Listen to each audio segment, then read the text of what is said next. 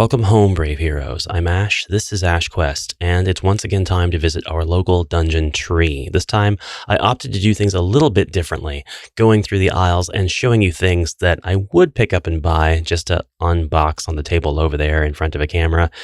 I decided, let's cut out the middleman and just show you what's at the store right now. I'm doing this because it's my belief that there is no more of an accessible way to get materials for your homebrew or crafting projects than at your local dungeon tree, otherwise known as Pound Dungeon in the UK and the 100 Dungeon store in Japan. Well, your region probably has some variant of this place. I did end up picking up a few things that I wanted to show you, so at the end of this portion, we'll get to some unboxings over here on the table. But these are the things that should be available at your local dungeon tree right now, so let's get into it. First up is votive candles. They are flameless, they're LED, so no risk of burning all of your highly flammable cardboard materials at the game table. You can use these for mood lighting or as set pieces, sort of like braziers and stuff throughout the dungeon, or you can use them as magical barriers coming down on the heroes or NPCs, or perhaps you have to rescue a princess from one of these if that dome in the center of the top doesn't encroach too far down on the miniature. There are a wide variety of these, and you could definitely apply them in a lot of different ways. You could even take and craft things around them to give them a more natural appearance on your game board. I did unbox the flat, generic kind on the channel, but there are a ton of these now, lots of different variants available at Dungeon Tree, even the color changing lights, which I thought were really interesting. Not sure how I'd feel about those. They would definitely be appropriate for use in a magic tower. Next up, we've got reptiles. Ah, yes. This is definitely a bag of reptiles. I know all of these reptiles. Definitely. Actually, it doesn't matter how wrong the titling of the bag is. There are a couple of reptiles in here, maybe, but the bugs are definitely welcome oversized additions to our HeroQuest board. We've got giant scorpions, which buying this bag is probably worth it for the scorpions alone. Then you've got a praying mantis, some lizards, there's our reptiles. The ladybug inexplicably makes a harmless appearance. I would have it be a collectible, I think. And then we've got our giant spiders, which of course are going to make for fine enemy fodder. If you need some way to track experience, rejoice. This poker set has 80 pieces, so with it being 4 colors, it means we've got 20 chips per color.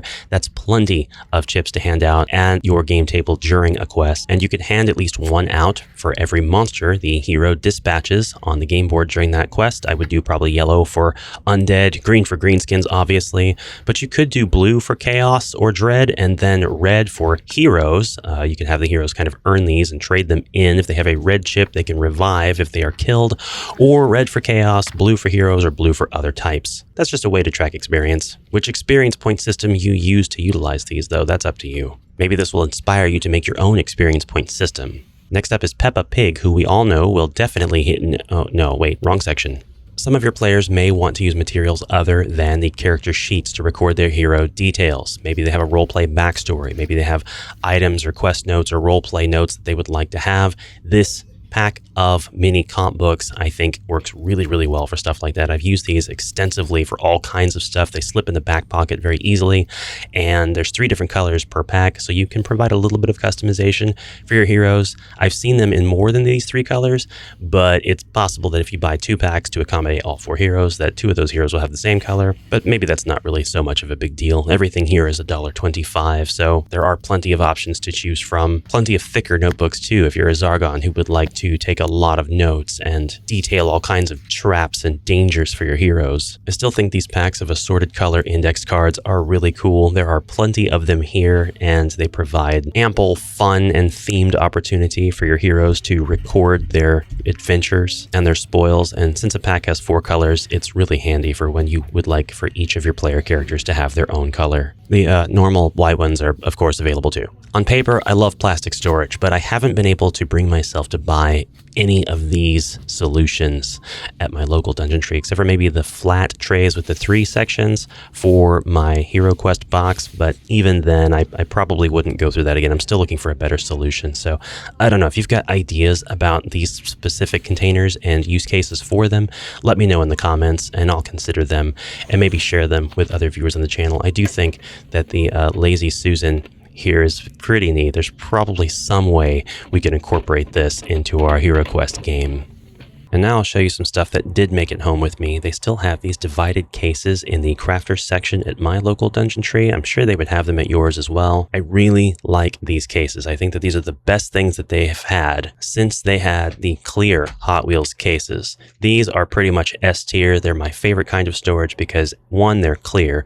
2, they have a low profile. 3, they're actually quite customizable because of the removable dividers within. Now there's only 3 dividers, so you only have a certain amount of configurations that you can put these in and have it be customizable. But honestly, that's all I need. The newer Hot Wheels cases, which they still have at my Dungeon Tree, but I see them dwindling down, so I'm wondering what they're going to replace them with. They have a brutal sticker on the front that's actually quite difficult to remove in its entirety. Very gaudy Hot Wheels sticker, which of course, I mean, you could expect that. And the inside compartments are not customizable in any way. It's all molded as one piece. And of course, you'd have to label them to know what's inside because they are opaque. Pros and cons, I guess. You might prefer this style over this style. This one's got the interlocking connectors on the sides, and once you put 2 of them together, they are quite attached. The black version drops these interlocking connectors, which is fine because inside of a game box, every millimeter counts, and that's a few millimeters that you're saving by not having those protruding from the sides. Now, of course, these are customizable if you're willing to do a little bit of hands-on work with some cutters, maybe a soldering iron. You might decide to remove the lid and take the hinge sections off. That way you don't have those protruding out the back. They're very reasonable storage solutions. But yeah, I think this is the best option right now. It's got the larger lower compartment and the segmented upper compartment, which is actually larger than the bottom by default because when you take all of the dividers out, you don't have these clip catches encroaching into the compartment section itself. They always come with these 4 dividers. So if you buy multiples of these, you could actually swap the dividers around and have a few extra in one or fewer in another. I've got a bag full of extra dividers because I just didn't need all the dividers that came with these cases. And I bought like 10 of these thinking, oh yeah, I'll have a little in-store amount of them on hand should I ever need board game storage. I went through these in like 2 days, bro. I had to go back to the store and buy 5 more, and I've been back to the store to buy another 5 since. They're tall, and that's an advantage they have over the older style. It's also a disadvantage depending on the game box's form factor that you're using. I guess the best of both worlds would just be to have both of these on hand, or both of these on hand if you can manage it. But that's the storage. Let's move on to 4 in a row game. Somebody said we'll connect 4 HeroQuest, and I honestly don't know if that series is really going to be a huge success because it hasn't been so far. The will random game HeroQuest, not will classic dungeon crawler here. That was awesome. That was actually really smooth. Did you see that? It just slides and then you flip and then you press down. For $1.25, we don't deserve that kind of ingenuity. All right, so this is Connect 4. We've got 2 sides. We'll drop tokens down into the slots. This is $1.25. Why pay any more than that for any other version of this ever at any other store? Sorry, it's 4 in a row game. You've got 2 different colors of token. You'll place these down, taking turns, dropping them into the slots where they'll fall. They are segmented columns, so the chips will only fall downwards and stack upon one another. The first person who gets 4 of the same color in a row, either, well, I said row, but in a row or in a column or a diagonal, will win that round. If you were so inclined, you could buy 2 of these and you could color these chips so that you would have 4 different colors of chips. And using one game board, you could have 4 players place their chips down. And then you could alter the rules. So you could say the first of the 4 players to have 3 in a row would be the winner. Perhaps you could have a 5th color by buying a 3rd set, and then the 5th person would be Zargon, who's putting a token in to really bork things up for the heroes who are trying to earn a bonus item. Either way, I don't think I have to get this out and play it to demonstrate how it works or further theorize how it will HeroQuest. $1.25 tax write-off. All right, at the checkout, I found finger basketball and finger soccer. This is ice hockey, Ash. I did find finger basketball, though. They had all the sports there. Finger football. It looks like this is going to be minimal setup. I think this would be best if you had a bit of a knack for crafting. Then you could take out the insert, which is very hockey oriented. Oh, that didn't require any effort at all. Okay, how do we do this? This is our flipper, obviously. More sport, more health. Yeah, this is really going to help me stay in shape. Okay, and this guy snaps in, I suppose. Oh, he's in there now. and then that piece snaps in and we can move it back and forth, except I put it in wrong because the chip goes on this side, doesn't it? Yeah, no matter, we're good now. All right, let's see if I can win. Yay, more sport, more health. Whoops, there it goes on the floor, as is tradition. Pew, this is fun. This much fun should be illegal. Yeah, though, in typical Blood Bowl fashion, you could take this and alter it to look like an orc or a skeleton or a skaven or whatever you want. And then you could have the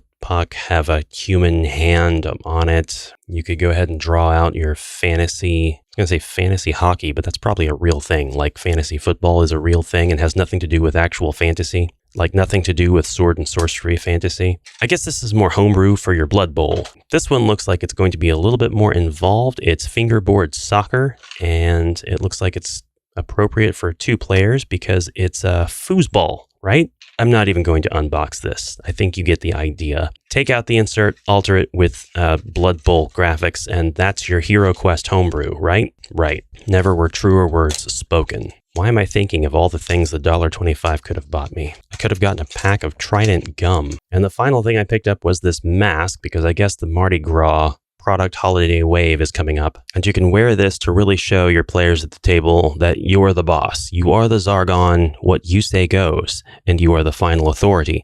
In all, it doesn't have, like, the back is not tied. Like, I have to hold this in place because I don't even want to go through the effort of tying it back there for myself. I am Zargon. My rule is law. Wait, why are you all leaving? There's so much glitter. This video's over now. Bye. Thank you for watching. Please subscribe.